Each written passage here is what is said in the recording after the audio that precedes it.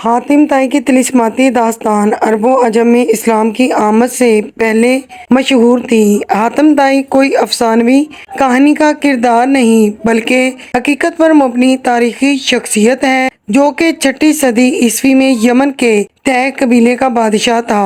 حاتم کی ماں ایک دولت مند اور سخی خاتون تھی۔ اس کی وفات کے بعد حاتم کے بھائیوں نے اس کا مال روک لیا اور حاتم پر بے شمار ظلم ڈھائے، اسے کئی دنوں تک بھوکا رکھا۔ حاتم کو سخاوت وراثت میں ملی تھی۔ جوان ہو کر وہ بھی سخی شخص ثابت ہوا۔ حاتم نے سخاوت میں اس قدر مبالغہ کیا کہ جب وہ اپنے دادا کے پاس رہتا تھا اور چھوٹی سی عمر میں وہ اس وقت اپنا کھانا لے کر باہر نکل جاتا، اگر کوئی بھوکا مل جاتا تو اس کے ساتھ مل کر کھانا کھاتا ورنہ کھانا پھینک دیتا تھا۔ پورے عرب میں اس قدر مشہور ہوا کہ اس کی سخاوت کے چرچے عام ہو گئے۔ کچھ لوگوں نے حاتم کی سخاوت کے بہت سے قصے گھڑے، لیکن اس کے باوجود حاتم کی سچی حکایت اس کی سخی شخصیت کی دلیل ہے۔ جبل سمرہ کی چوٹی پر واقع ایک مقام تھا جہاں حاتم رات کے وقت آگ جلایا کرتا تھا تاکہ رات کے وقت مسافروں کو راستے کی رہنمائی حاصل ہو سکے۔ اس مقام کو آج حاتم طائی کا آتش دان کہتے ہیں۔ یہ علاقہ آج بھی آثار قدیمہ کی حیثیت رکھتا ہے۔ ابن عربی کے مطابق حاتم ہر میدان میں کامیاب تھا، خواہ وہ جنگ ہو، مقابلہ ہو، کھیل ہو یا سخاوت ہو۔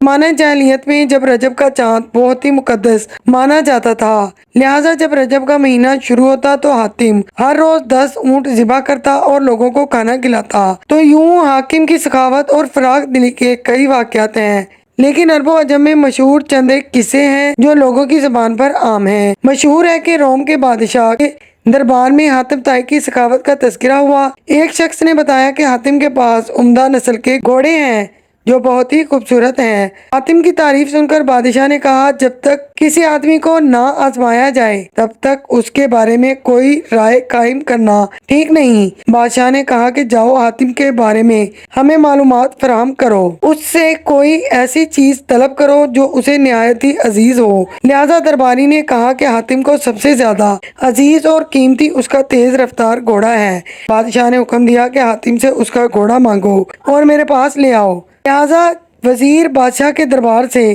منزلیں طے کرتے ہوئے رات کے وقت حاتم طائی کے گھر پہنچے۔ جب وہ وہاں پر پہنچے تو موسلادھار بارش شروع ہو گئی۔ وہ حاتم کے ہاں مہمان ٹھہرے۔ اس خراب موسم میں گھر سے باہر نکلنا نہایت ہی مشکل تھا۔ مہمانوں کے کھانے کا اہتمام کرنے کے لیے حاتم نے اپنے گھوڑے کو ہی ذبح کر دیا۔ دسترخوان پر نہایت لذیذ اور بھنا ہوا گوشت پیش کیا۔ صبح کے وقت جب بارش تھمی تو ان وزیروں نے کہا کہ ہمارے بادشاہ کے سامنے آپ کے گھوڑے کی بہت تعریف کی گئی ہے۔ بادشاہ چاہتا ہے کہ آپ اپنا گھوڑا بادشاہ کی خدمت میں بطور نذرانہ پیش کر دیں۔ وزیر کی یہ بات سن کر حاتم افسردہ ہو گیا اور کہنے لگا، وہ گھوڑا تو میں نے آپ کو رات میں ہی کھلا دیا۔ وزیروں نے کہا کہ ہمارے بادشاہ کے سامنے آپ کے گھوڑے کی بہت تعریف کی گئی تھی۔ اب یہ بات اگر بادشاہ سنے گا تو وہ آپ کی سخاوت کا ضرور قائل ہو جائے گا۔ سن 578 عیسوی میں حاتم طائی کی وفات ہوئی۔ حاتم طائی کی وفات کے بعد اس کا بیٹا طے قبیلے کا حاکم بنا۔ وہ 9 ہجری میں مسلمان ہوا۔ ان کے اسلام لانے کا واقعہ بہت ہی مشہور ہے۔ وہ اپنی قوم کے سردار تھے۔ قوم پیداوار اور مال غنیمت کا چوتھا حصہ ان کی نظر کیا کرتی تھی۔ انہیں مسلمانوں سے سخت دشمنی تھی۔ وہ عیسائی تھے اور اسلام کو عیسائیت کا رکیب سمجھتے تھے اور سردار ہونے کی وجہ سے نبی صلی اللہ علیہ وآلہ وسلم کا اقتدار ان کی آنکھ میں کھٹکتا تھا۔ یمن کے قبیلے طے نے بغاوت کی۔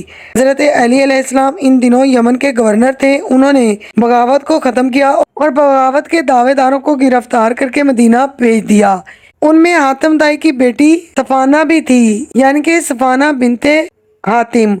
وہ حضرت محمد صلی اللہ علیہ وآلہ وسلم کے سامنے پیش کی گئیں تو حاتم طائی کی بیٹی نے کہا کہ میں حاتم طائی کی بیٹی ہوں۔ میرا باپ بھوکوں کو پیٹ بھرتا تھا اور غریبوں پر رحم کرنے والا تھا۔ اس پر آپ صلی اللہ علیہ وآلہ وسلم نے فرمایا، تیرے باپ میں مسلمانوں کی سی خوبیاں تھیں، اگر تیرا باپ مسلمان ہوتا تو ہم اس پر یقیناً اپنا رحم فرماتے۔ لہٰذا آپ صلی اللہ علیہ وآلہ وسلم نے حکم دیا کہ اس لڑکی کو رہا کر دو، کیونکہ اس کا باپ اعلیٰ اخلاق کا مالک تھا اور اللہ اعلیٰ اخلاق والے کو پسند فرماتا ہے۔ لہٰذا نبی صلی اللہ علیہ وآلہ وسلم کے احسن سلوک سے متاثر ہو کر حاتم طائی کا بیٹا اور اس کی بیٹی صفانہ نے اسلام قبول کر لیا۔ حضرت عدی ابن حاتم رضی اللہ تعالیٰ عنہ جنگ صفین اور جنگ جبل میں حضرت علی علیہ السلام کے ساتھ مل کر انہوں نے جہاد کیا۔ اسی طرح حاتم طائی کی سخاوت کے افسانے بہت زیادہ مشہور ہیں۔